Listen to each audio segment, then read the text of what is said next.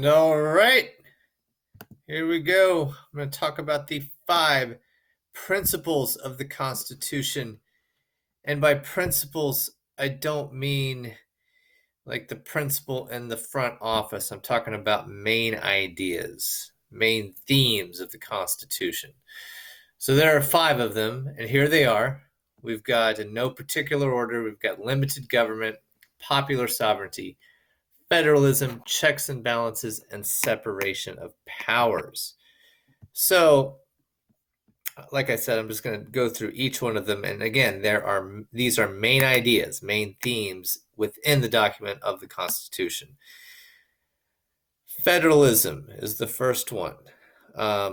Federalism is the division of power between a federal government or national government. They mean the same thing. Federal and national are the same.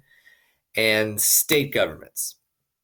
So the 10th Amendment of the Constitution says that if something is not in the Constitution, the states can make up its own laws. The states can decide what's best for them, essentially.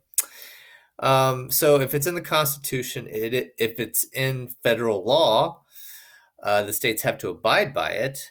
So, for example, a state cannot take away your freedom of speech because that's in the Constitution. A state cannot completely take away your right to bear arms because that is also in the Constitution.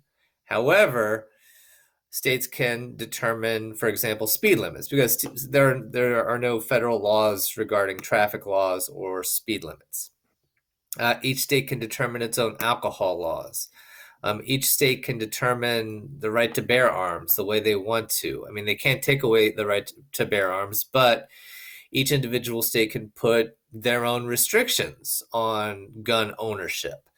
So federalism gives power to the federal government and also gives independence to state governments. Just a bit of an example, regarding the COVID-19 pandemic, many states have mask mandates where you have to go into a public place, or if you go into a public place, you have to wear a mask. Other states don't. That issue is left up to individual states. There is no federal mandate on COVID-19 because most public health issues are left up to the states. So that is federalism. Federalism, the federal government, and the state government both have power. Second one, checks and balances. Checks and balances deals with the 3 branches of government.